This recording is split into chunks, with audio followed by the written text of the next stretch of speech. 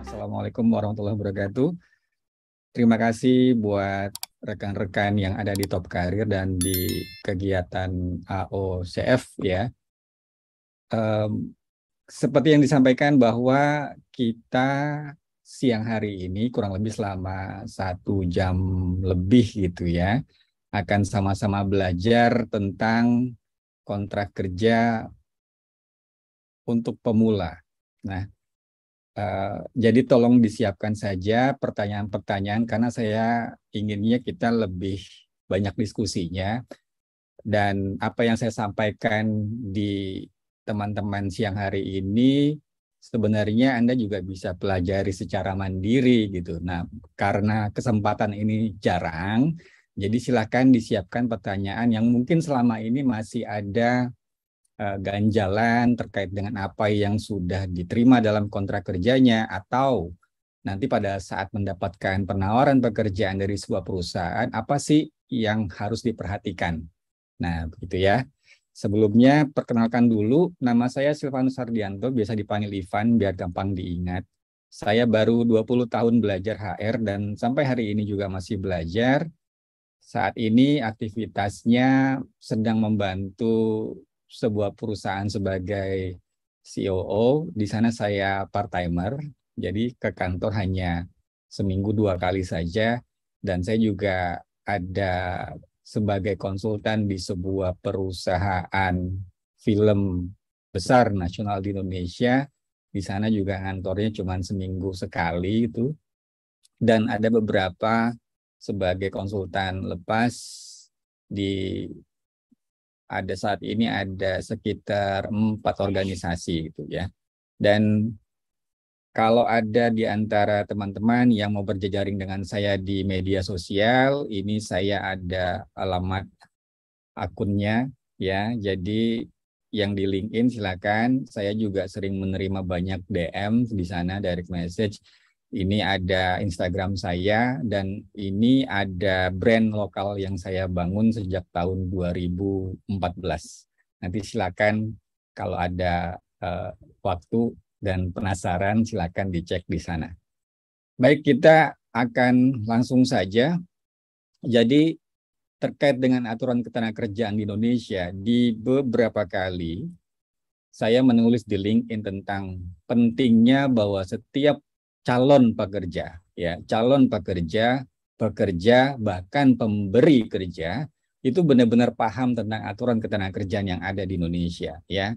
Ini adalah ranah bermain kita dalam berorganisasi bisnis. Jadi kalau kita memahami ini dengan baik, biasanya hubungan antara pemberi kerja dan pekerjanya bisa lebih harmonis. Itu pengalaman yang pernah saya hadapi gitu ya. Dan terkait dengan aturan ketenagakerjaan di Indonesia, ada 3 hal utama yang harus dipahami oleh kita semua. Jadi kaitannya dengan hubungan industrial. Ya, hubungan antara pekerja dan pemberi kerja atau perusahaan itu namanya hubungan industrial. Jadi ini adalah sebuah sistem hubungan yang terbentuk antara pelaku, ya, pelaku apa? Pelaku bisnis, ya, dari proses produksi lalu atau jasanya gitu ya. Ini terdiri dari unsur pemberi kerja atau pengusaha atau perusahaan, pekerjanya, dan termasuk tentu saja pemerintah, ya, sebagai sebagai unsur yang memang membuat regulasi, membuat aturan terkait dengan bagaimana kita bermain di organisasi bisnis gitu ya. Dan tentu saja ini didasarkan kepada nilai-nilai Pancasila dan Undang-Undang Dasar Negara Republik Indonesia tahun 1945. Ini hal dasar yang harus dipahami oleh kita dulu nih, bahwa ada 3 unsur utama dalam hubungan industrial. Pertama adalah pemberi kerja, ya, atau pengusaha, lalu pekerjanya, dan tentu saja negara, pemerintah gitu ya. Nah, selanjutnya adalah yang sering juga muncul terminologinya di hubungan industrial, itu ada yang namanya lembaga kerjasama bipartit. Ya, ini hal dasar terminologi yang juga harus dipahami menurut saya. Jadi Intinya adalah ini sebuah media komunikasi hubungan industrial antara pemberi kerja atau pengusaha atau perusahaan dengan pekerjanya. Atau kalau perusahaannya punya serikat pekerja, ya dengan serikat pekerjanya. Gitu. Jadi ini lembaga bipartit. Tujuannya apa? Ketika ada terjadi ketidaksepemahaman gitu ya, terjadi dispute gitu ya, samaan atas persepsi gitu. Nah, ini yang diperintahkan oleh negara, oleh aturan ketenagakerjaan kita adalah mereka harus musyawarah dulu antar kedua ini. Selalu diupayakan bagaimana kita bermusyawarah dulu untuk mencapai mufakat sehingga tidak perlu keluar dari ranah bipartitnya dulu. Ini yang harus dilakukan pertama kali ketika terjadi perbedaan pendapat gitu ya. Nah, terminologi lainnya adalah tentang perselisihan hubungan industrial. Tadi kalau ada silang pendapat, ada perbedaan pendapat, ada ketidaksesuaian menurut pihak satu gitu ya. Nah, ini yang kemudian diselesaikan ya, perselisihan hubungan industrial ini diselesaikan ya dengan bipartit dulu yang tadi, dengan musyawarah dulu. Ya, kalau ada pertentangan, perselisihan diselesaikannya secara bipartit dulu atau musyawarah dulu secara internal. Kalau memang itu nanti akhirnya tidak berhasil, baru kita minta mediasi dengan pihak ketiga, dengan negara yang diwakili oleh tripartit itu melalui Dinas Ketenagakerjaan setempat atau Kementerian Tenaga Kerja kayak gitu ya. Nah, ini hanya kesimpulan dulu ya bahwa di Indonesia dalam aturan ketenagakerjaan kita itu ada 3 unsur utama yang bermain. Pertama, pemerintah, perannya apa? Perannya sebagai menetapkan kebijakan, memberikan pelayanan, melaksanakan pengawasan, dan melakukan penindakan terhadap pelanggaran ya kalau terjadi. Jadi itu fungsinya bahwa pemerintah itu ini menetapkan kebijakan, memberikan pelayanan, ya, pengawasannya juga termasuk penindakan. Yang kedua adalah pekerja atau serikat pekerja kalau mereka tergabung dalam serikat pekerja. Fungsinya apa? Perannya apa? Menjalankan pekerjaan sesuai dengan kewajibannya. Nah, saya ulangi sekali lagi. Tugasnya adalah menjalankan pekerjaan sesuai dengan kewajibannya, menjaga ketertiban demi keberlangsungannya produksi, ya, lalu menyalurkan aspirasi secara demokratis, bukan anarkis, mengembangkan keterampilan. Jadi mengembangkan keterampilan itu juga fungsinya pekerja ini, salah satu fungsinya pekerja juga ya, dan keahliannya serta ikut memajukan perusahaan dan memperjuangkan kesejahteraan anggota beserta keluarganya. Jadi jelas aturan main kita, fungsinya apa. Nah, dalam sebagai pengusaha, fungsinya adalah sebagai menciptakan kemitraan antara pemberi kerja dan pekerja tentu saja, lalu mengembangkan usaha, memperluas lapangan kerja, dan memberikan kesejahteraan pekerja secara terbuka, demokratis, berkeadilan. Jadi sebenarnya aturan ketenagakerjaan kita ini sudah sangat jelas ya semuanya teman-teman. Fungsi pemerintahnya apa, fungsi pekerjanya apa, fungsi pengusahanya apa. Jadi udah jelas ini sebenarnya. Ya. Kalau ada yang berpendapat iya prakteknya di lapangan tidak demikian. Itu hal lain gitu. Yang terpenting adalah sebenarnya negara itu sudah memberikan atribut ya bagaimana kita bermain dalam hal ini gitu. Jadi tidak kalau ketika ada yang tidak mengikuti ya itu bukan salahnya semua tapi itu hanya pihak-pihak tertentu saja memang tidak mau mengikuti aturan gitu. Ya, jangan kemudian dijadikan generalisasi gitu. Itu yang menurut saya semua pihak baik pekerja, calon pekerja dan pemberi kerja harus paham tentang ini. Ini hal yang sangat dasar sekali. yang mungkin tidak banyak diketahui oleh kita, ya. Ya, dan mungkin ini juga adalah hal yang pertama kali yang Anda dapat informasinya, mungkin ya. Nah, selanjutnya adalah terkait dengan perjanjian kerja seperti topik kita siang hari ini, saya akan membahas dari dua aturan utama yang berlaku di Indonesia. Jadi ada Undang-Undang 13 tahun 2003 yang kemudian dilengkapi ya, ada yang dirubah di Undang-Undang Cipta Kerja tahun 2020 nomor 11 itu. Yang aturan teknisnya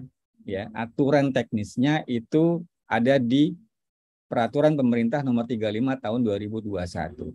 Sekali lagi, saya sangat menyarankan kita semua membaca pelan-pelan aturan ini, terutama yang di PP 35. Di PP 35. Silakan Anda googling. Di LinkedIn saya juga, saya sudah beberapa kali melampirkan dokumen PP 35, PP 36 itu untuk biar dibaca oleh semua, baca pelan-pelan biar paham gitu ya. Karena kalau Anda paham, ini bukan buat siapa-siapa, tapi buat diri sendiri. Dan Anda bisa membantu perusahaan ketika perusahaannya belum paham tentang hal ini. Gitu, ya. Nah, terkait dengan hal ini, Indonesia itu hanya mengenal dua bentuk perjanjian kerja. Hanya mengenal dua bentuk perjanjian kerja atau kontrak kerja. Yang pertama, PKWT, Perjanjian Kerja Waktu Tertentu. Atau orang awam biasa menyebutnya ini kontrak. Padahal kedua kontrak kerja tadi ya sama-sama kontrak. Yang satu PKWT itu sementara sifatnya, yang kedua PKWTT permanen sifatnya. Ya. Nah, kita bahas yang PKWT dulu. Ini ada dasar aturannya. Aturan yang lama ada di pasal 5759 Undang-Undang 13 2003. Lalu ada Kepmen 100 2004 yang sudah diperbarui di PP 35 2021.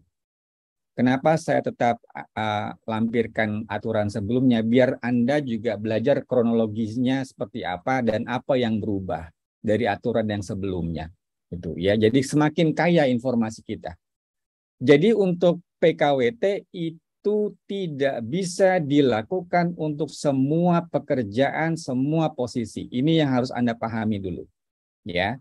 Karena PKWT itu hanya untuk pekerjaan yang selesai sekali, sementara sifatnya yang penyelesaiannya paling lama 5 tahun secara akumulatif.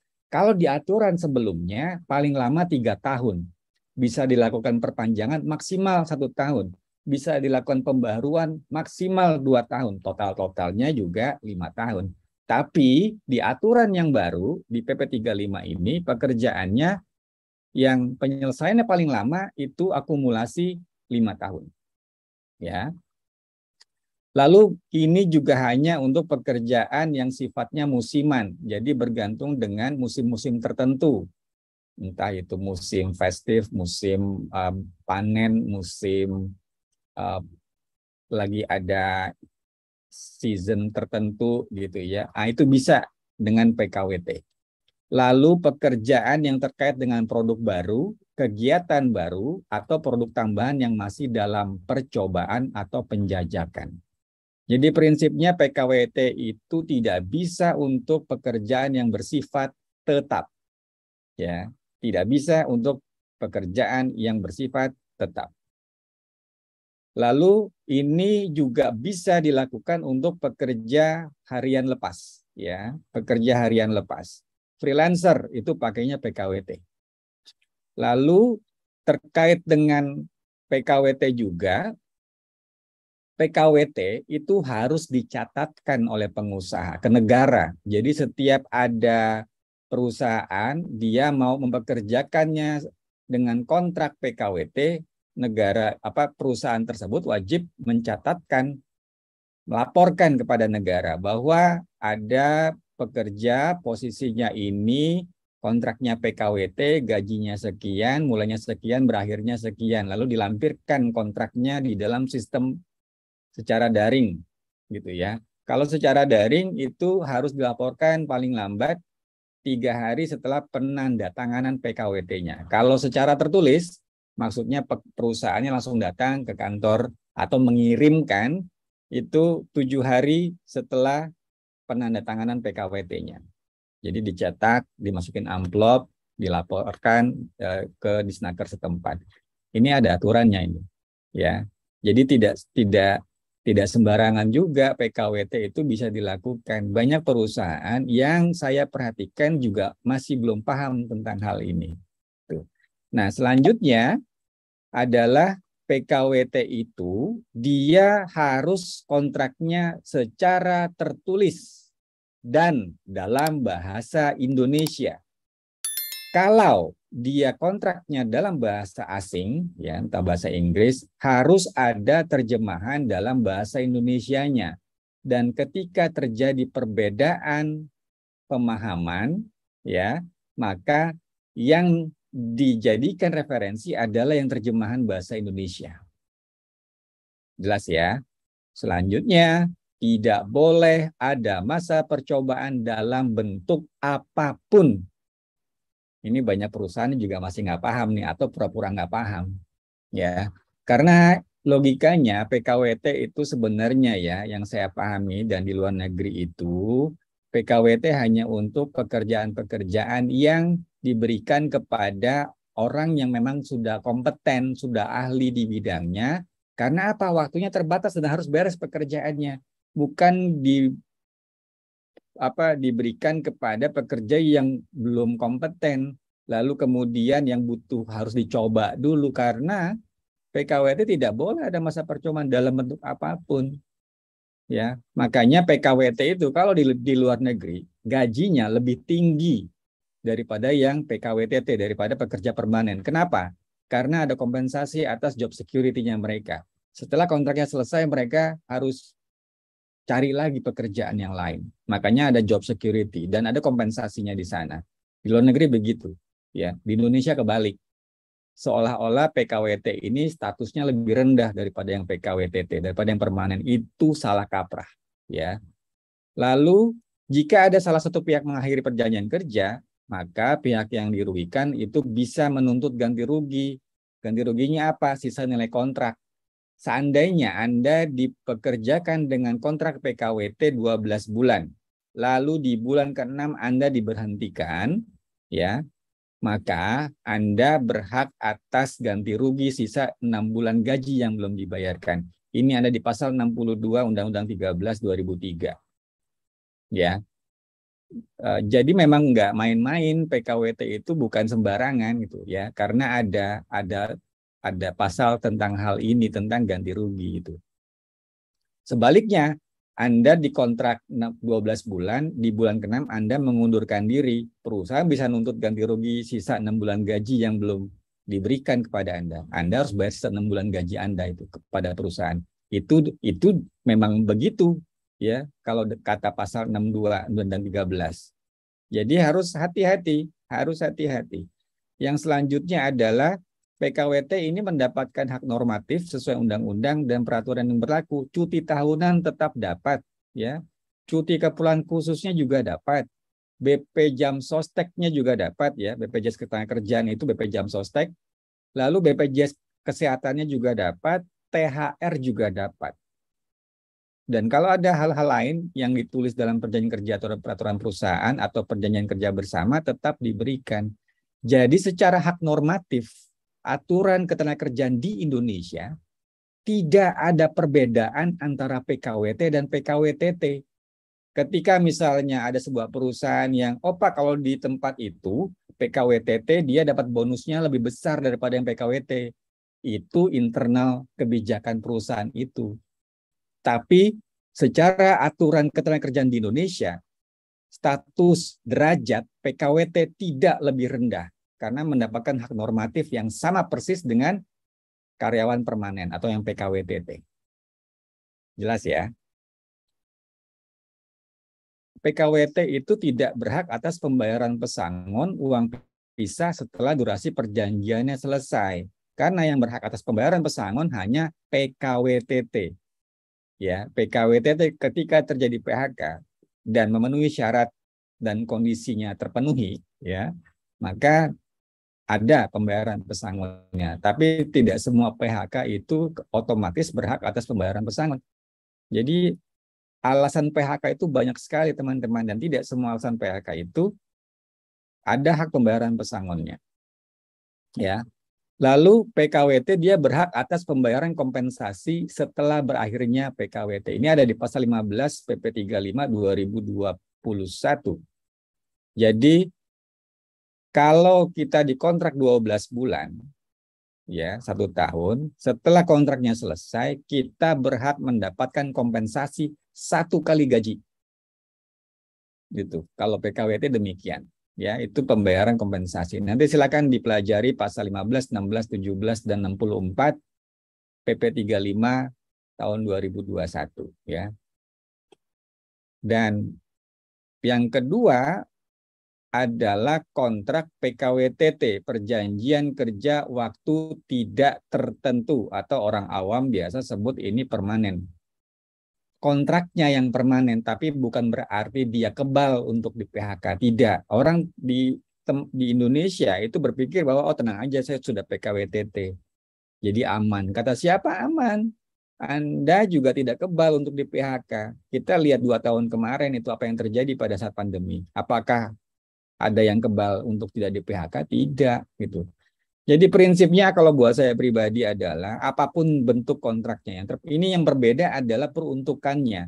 Bukan jaminan masa depan, bukan. Maksudnya jaminan masa depan bahwa Anda akan kerja terus-terusan di tempat itu. Tidak. Tidak ada satupun orang yang bisa memberikan garansi kepada kita bahwa kita akan selamanya bekerja di perusahaan itu. Tidak ada yang bisa menjamin. Ya, jadi ini perlu dipahami. Jadi kalau untuk PKWTT itu dia boleh mensyaratkan masa percobaan paling lama 3 bulan. Paling lama. 1 bulan boleh nggak? Boleh. 2 bulan boleh? Boleh. 4 bulan nggak boleh. Seringkali perusahaan yang nggak paham itu juga begitu 3 bulannya selesai, lalu manajernya ngomong, ini boleh nggak diperpanjang ya masa percobaannya? Soalnya gue belum dapat feel-nya nih. Itu salah begitu, nggak bisa. Karena secara aturan ketenagakerjaan kita, masa percobaan itu paling lama 3 bulan. Dan setelah 3 bulan, kemudian pekerja tersebut diberikan surat keterangan lulus masa percobaan atau tidak lulus masa percobaan.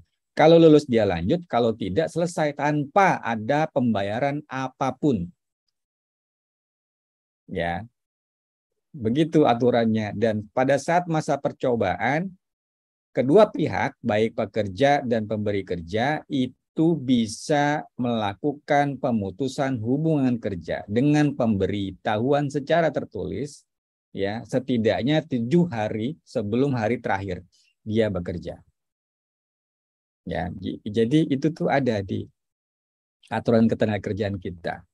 Nah, sama tadi seperti yang sudah saya sampaikan, baik PKWT dan PKWTT dia mendapatkan hak normatif yang sama persis. Tidak ada yang lebih rendah. Ya. Kalau PKWTT dapat hak cuti 12 hari selama 1 tahun, PKWT juga hal yang sama kalau dia kontraknya 12 bulan. Kalau kontraknya 6 bulan, dia dapat hak cutinya 6 bulan. 6 hari ya untuk 6 bulan. Gitu ya. Sama ya, cuti keperluan khususnya juga, BP Jam Sosteknya juga, BPJS Kesehatan, THR itu ya. Dan hal lain yang diatur dalam perjanjian kerja atau peraturan perusahaan yang ada. Selanjutnya dia berhak atas pembayaran pesangon. Nah, uang pisah dan hak pekerja lainnya ketika terjadi PHK sesuai dengan aturan yang berlaku jika semua syarat terpenuhi. Jadi tidak selalu bahwa PHK akan otomatis ada pembayaran pesangonnya. Tidak, gitu ya. Nah, apa saja sih yang harus ada dalam perjanjian kerja? Seringkali orang-orang kalau dapat offering letter, lalu kemudian dikasih lihat perjanjian kerjanya, dia malas membaca. Yang langsung dilihat adalah bagian gajinya berapa. Ya. Padahal ada hal-hal yang harus diperhatikan dengan seksama. Di aturan kita itu diatur bahwa minimal ada 9 hal yang harus ada dalam perjanjian kerja. Pertama, ada nama, alamat perusahaan, dan jenis usahanya. Itu harus disebutkan. Lalu yang kedua, nama, jenis kelamin, umur, dan alamat pekerja. Mungkin kita akan diminta 2 alamat. Satu alamat sesuai dengan KTP, yang kedua alamat domisili. Mungkin kita pendatang di sini, lalu kita diminta tinggalnya di mana, kosnya di mana, ngontraknya di mana, gitu ya. Kenapa? Jaga-jaga kalau terjadi sesuatu perusahaan tahu nyarinya kemana, ya. Yang selanjutnya jabatan atau jenis pekerjaan, lalu tempat pekerjaannya di mana, Jakarta, Kalimantan, mana gitu ya, harus disebutin itu. Lalu besarnya upah dan cara pembayarannya. Jadi harus disebutkan, misalnya gaji per bulan 5 juta. Cara pembayarannya dengan transfer antar bank kepada bank yang ditunjuk oleh perusahaan. Misalnya begitu, setiap tanggal berapa, atau setiap awal bulan, setiap akhir bulan. Itu harus disebutkan karena ini syarat isi perjanjian kerja. Ya. Lalu syarat-syarat kerja yang memuat hak dan kewajiban pengusaha dan pekerja, termasuk tentu saja uraian pekerjaannya, job description-nya, ngapain aja. Selanjutnya, mulai dan jangka waktu berlakunya perjanjian kerja. Kalau dia PKWT, ada jangka waktunya. Kalau yang PKWTT tidak ada jangka waktunya. Yang kedelapan, tempat dan tanggal perjanjian kerja dibuat. Di mana dia dibuatnya. Dan yang terakhir adalah tanda tangan para pihak dalam perjanjian kerja. Pastikan Anda mendapatkan dokumen perjanjian kerjanya yang asli, ya, yang asli, yang ada tanda tangan kedua belah pihak, dan biasanya akan dibubuhkan meterai. Pastikan Anda mendapatkan yang tanda tangan pihak perusahaannya ada meterainya, bukan yang nama Anda yang ada meterainya. Jelas ya? Nah, selanjutnya pelajari dengan baik ini. Ini saya rekomendasikan 3 aturan ini yang harus Anda baca pelan-pelan. Sehari baca 5 pasal, selesai kok ini semuanya. Ya. Dan saya yakin ketika Anda mulai baca, nanti Anda mulai jadi ikutan penasaran untuk tahu hal-hal lainnya terkait dengan aturan ketenagakerjaan. Karena ini penting sekali buat diri sendiri. Ya, ini penting sekali buat diri sendiri. Jangan Anda pasrah kepada perusahaan Anda gitu ya. Kalau Anda tahu sesuatu yang benar, sampaikan itu kepada perusahaannya. Mungkin mereka belum tahu atau pura-pura nggak tahu gitu. Ya.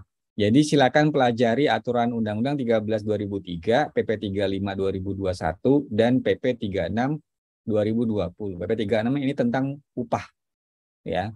35 ini tentang PKWT, PHK, waktu kerja ya. Outsourcing ini semuanya ada di PP 35. Nah, saya ingin kasih perbandingan ya antara PKWT dan PKWTT. Jadi kalau PKWT itu tadi untuk jenis pekerjaannya dia hanya didasarkan atas jangka waktu atau selesainya suatu pekerjaan tertentu ya atau musim tertentu juga, dan tidak dapat diadakan untuk pekerjaan yang bersifat tetap. Ini ada referensi aturannya. Lalu kalau untuk yang PKWTT, dia bisa untuk pekerjaan yang bersifat tetap atau tidak tetap, dan dia tidak ada jangka waktu selesainya. Kalau PKWT ada jangka waktu selesainya, ya. Lalu kalau terkait dengan durasi perjanjian kerja, PKWT paling lama 5 tahun tadi, dan dia bisa diperpanjang sesuai kesepakatan kedua belah pihak.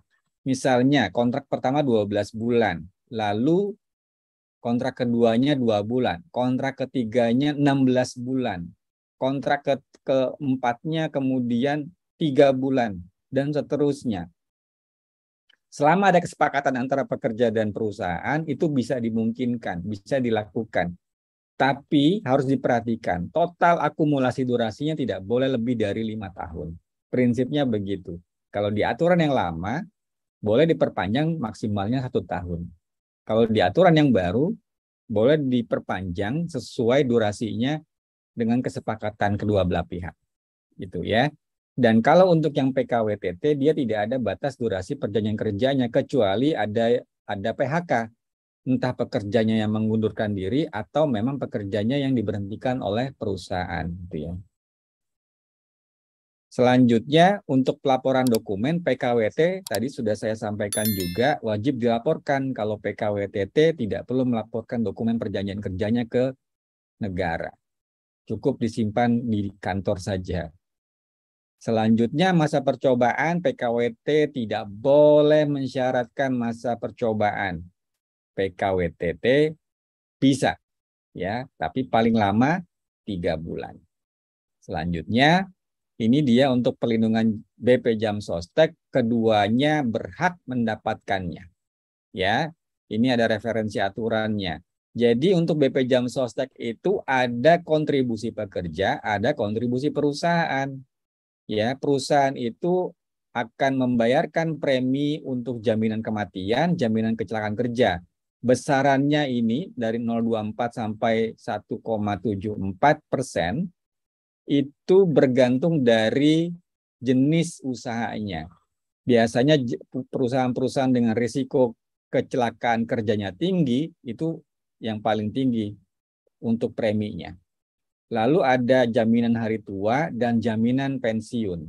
Untuk yang jaminan pensiun ini ada maksimum plafonnya. Jadi kalau gaji Anda 10 juta, diambilnya 2% dari 8,939700 ini, bukan dari 10 jutanya. Ya. Untuk kontribusi pekerja ada jaminan hari tua 2%. Ya, jadi gaji kita dipotong 2% untuk tabungan ini. Lalu 1% untuk tabungan yang jaminan pensiun. Dasar perhitungannya adalah gaji pokok dan tunjangan tetap. Tunjangan tetap itu maksudnya adalah tunjangan yang diberikan kepada pekerja yang nilainya selalu tetap setiap bulan.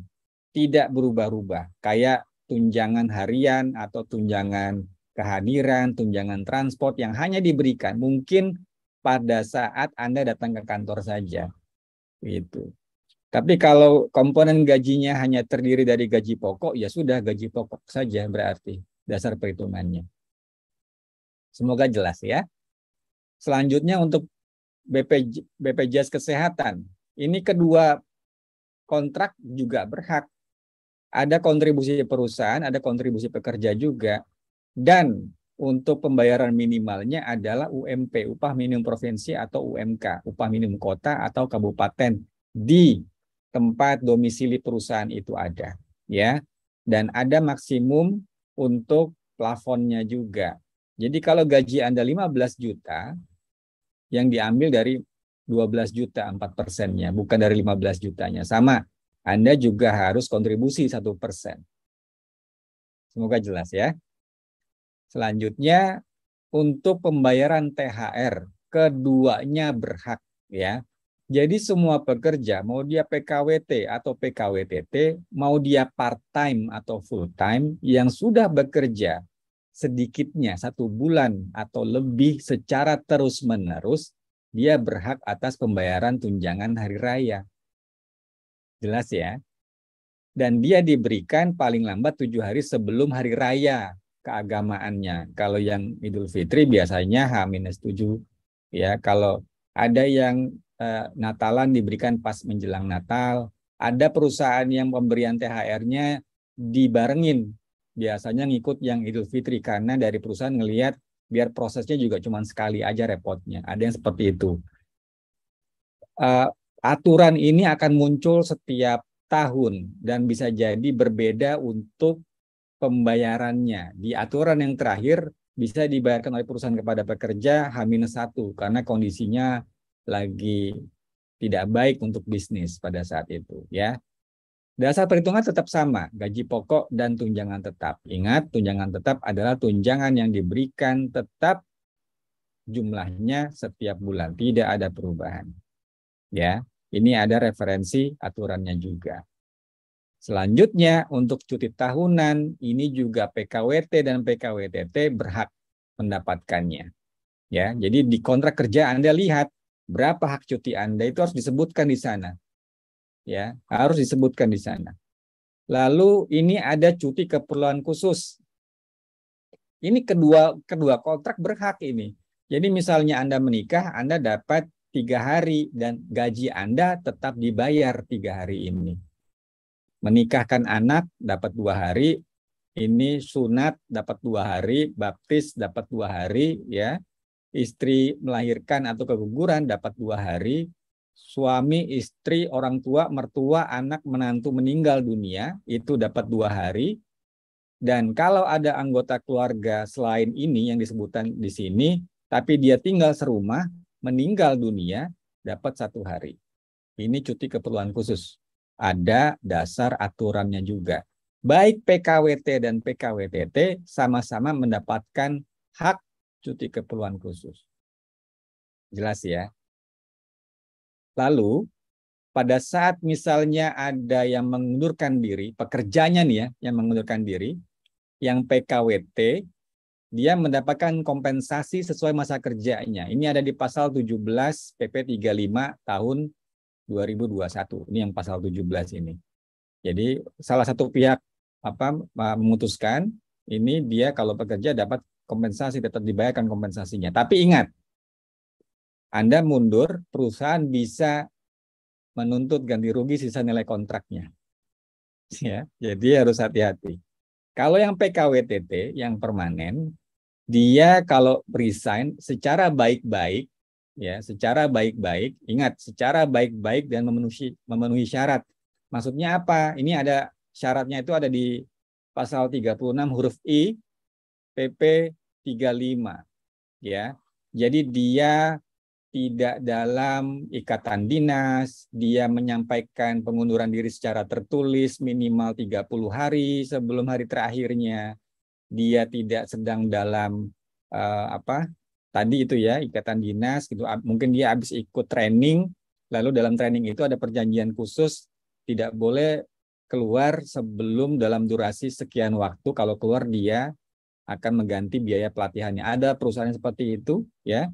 Dan dia akan tetap melakukan tanggung jawab kerjanya sampai hari terakhirnya dia bekerja. Itu secara baik-baik dan memenuhi syarat. Kalau itu terpenuhi, maka pekerja yang mengundurkan diri akan mendapatkan sisa cuti tahunan yang belum gugur. Jadi misalnya Anda dapat hak cuti 12 hari, Anda masih punya hak cutinya 6 hari.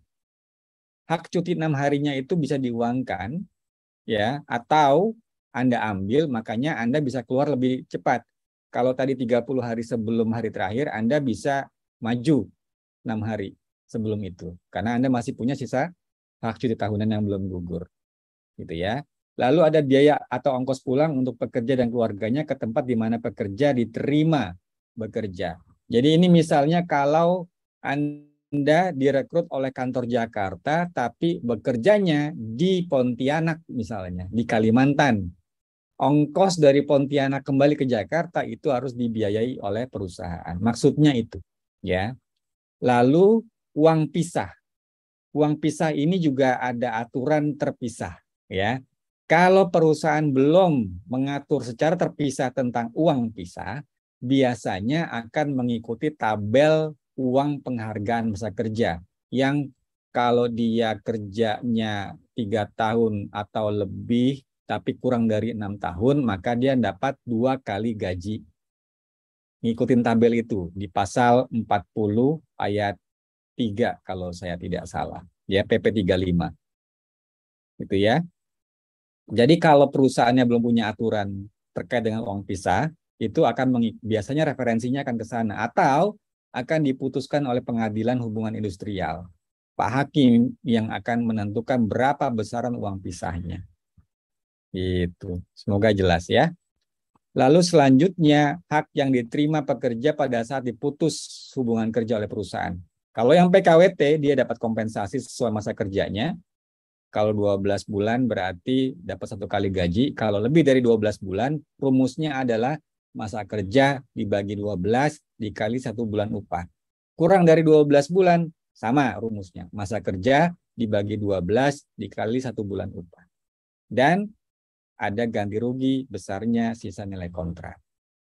Kalau PKWTT, dia akan mendapatkan pesangon jika ya memang berhak atas pesangon dan dengan perhitungan sesuai dengan alasan PHK menurut aturan yang berlaku. Alasan PHK tuh banyak banget. Anda bisa pelajari dari mulai pasal 41 sampai pasal 59. Ya, PP 35. Jadi silakan pelajari. Kalau alasannya perusahaan bangkrut, dapatnya apa? Kalau perusahaannya merger, dapatnya apa? Kalau perusahaannya uh, ada bergabung, lalu tidak menginginkan pekerjanya, itu dapatnya apa? Jadi banyak, semuanya tergantung dari alasan PHK-nya. Ya, kalau meninggal dunia, itu dapatnya apa? Kalau dia masuk usia pensiun, dapatnya apa? Gitu ya. Dan dia juga dapat uang penghargaan masa kerja. Ini ada tabelnya sendiri seperti yang tadi sudah saya sampaikan. Lalu dia juga bisa dibayarkan sisa cuti tahunan yang belum gugur atau dia pakai gitu ya. Biaya ongkos pulang untuk pekerja dan keluarganya ke tempat di mana pekerja diterima, ini uang penggantian hak ya. Uang penggantian hak itu terdiri dari sisa cuti yang belum gugur, biaya ongkos pulang ya, dan hal lain yang diatur dalam perjanjian kerja, peraturan perusahaan, atau perjanjian kerja bersama jika ada. Itu jelas ya.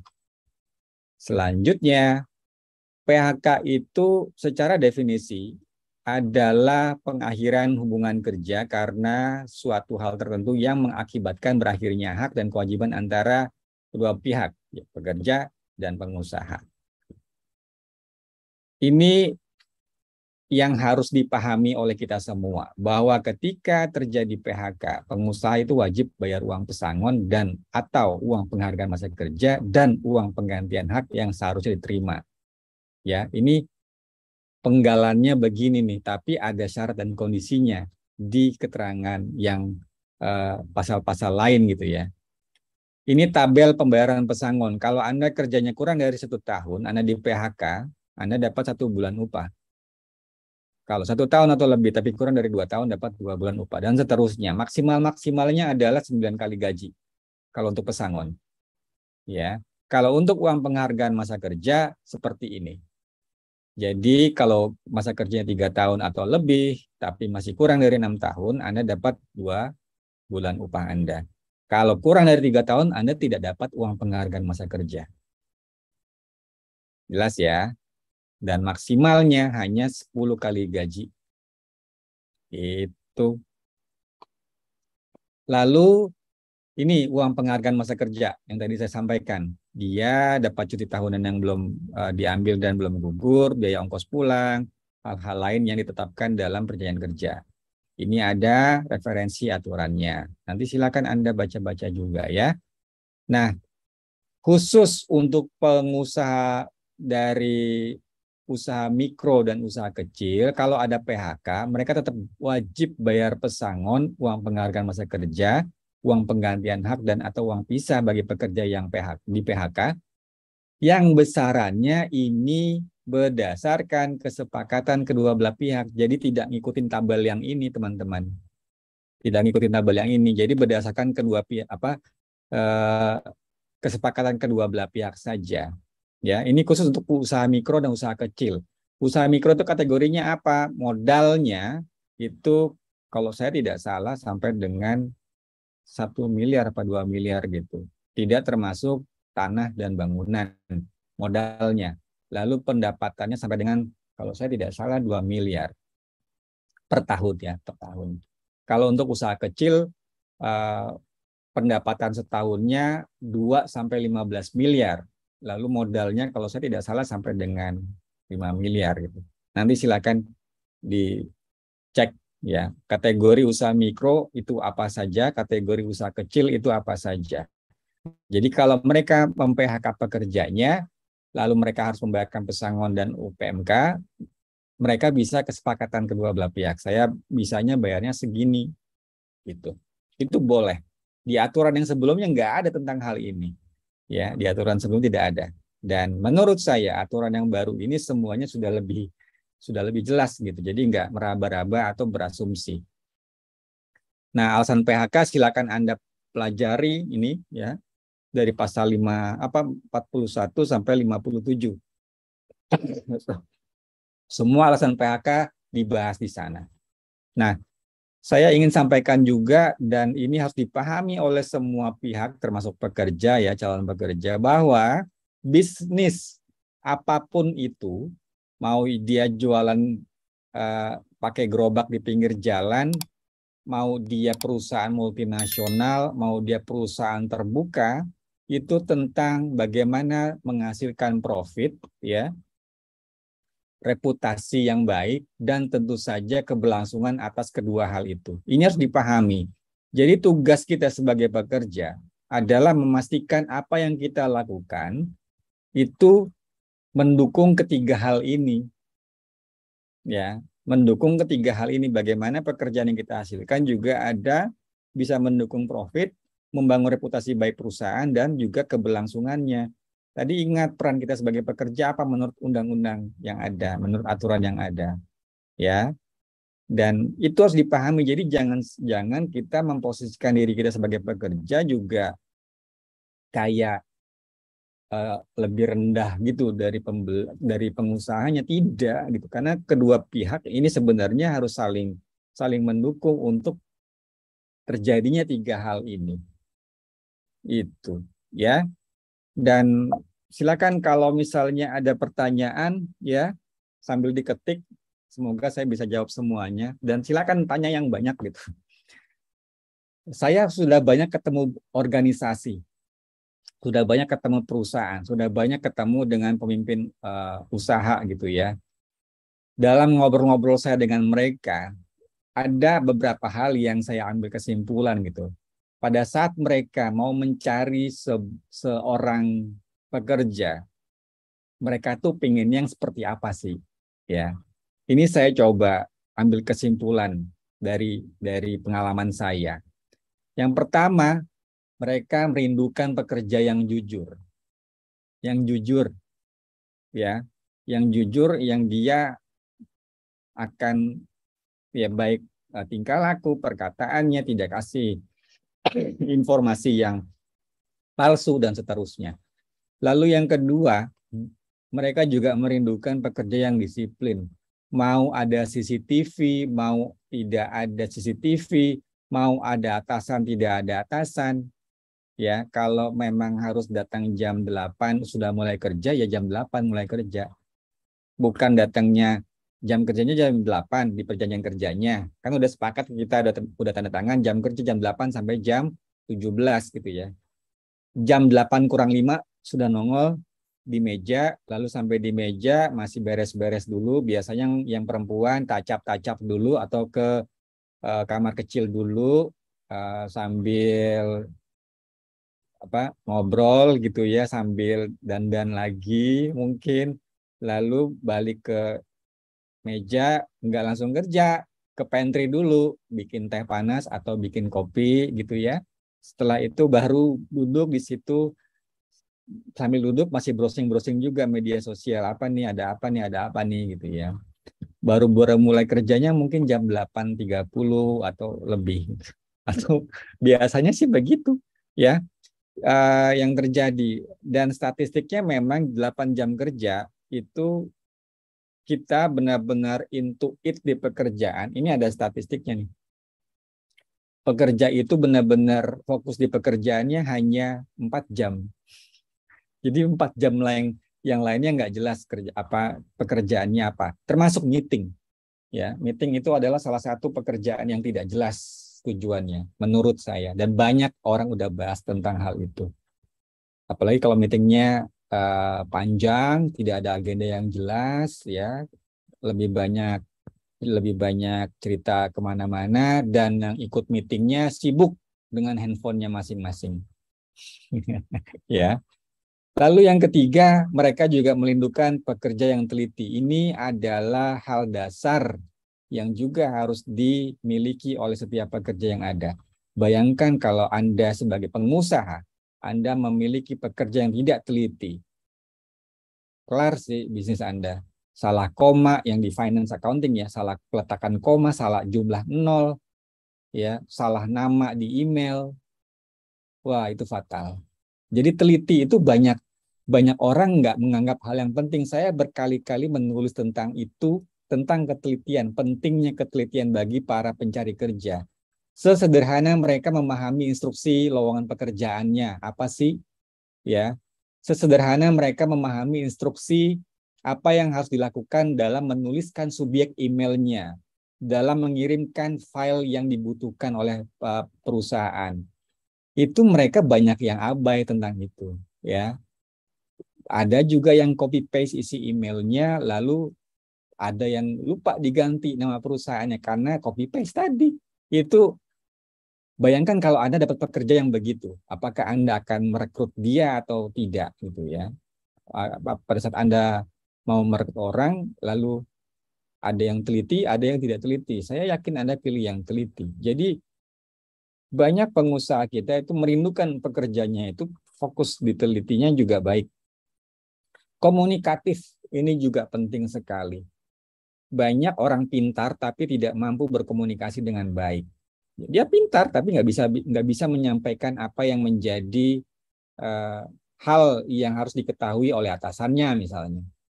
Jadi blok gitu, tidak lancar baik secara tulis dan lisan. Ini saya sangat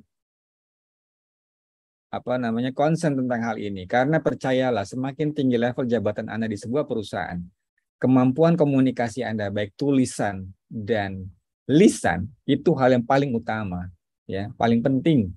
Karena bagaimana Anda bisa menerjemahkan apa yang menjadi objektifnya perusahaan kepada tim Anda. Kalau Anda tidak punya kemampuan komunikasi yang baik, jangan heran orang yang ada di bawah Anda, tim Anda nggak paham apa yang harus mereka lakukan, gitu ya.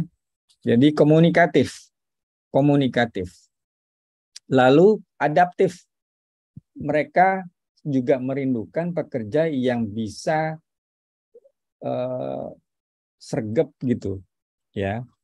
Ketika ada perubahan, dia bisa segera adaptif gitu, bukan langsung berkeluh kesah gitu, ya.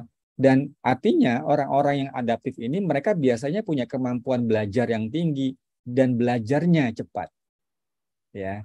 Jadi kalau ada perusahaan yang saat ini ya banyak sekali mereka akhirnya menggabungkan dua posisi yang berbeda dalam satu posisi. Karena apa? Cost benefit. Mereka pengen lebih hemat. Tentu saja itu hal yang sangat wajar gitu. Dan ketika ada pekerjanya yang tidak adaptif, biasanya pekerja ini nggak tahan lalu dia keluar. Biasanya yang terjadi begitu. Ya. Tapi kalau dia dapat pekerjanya yang adaptif, jangan heran kemudian perusahaan juga akan melakukan hal apapun agar pekerja ini tetap bersama dengan mereka. Gitu. Ya.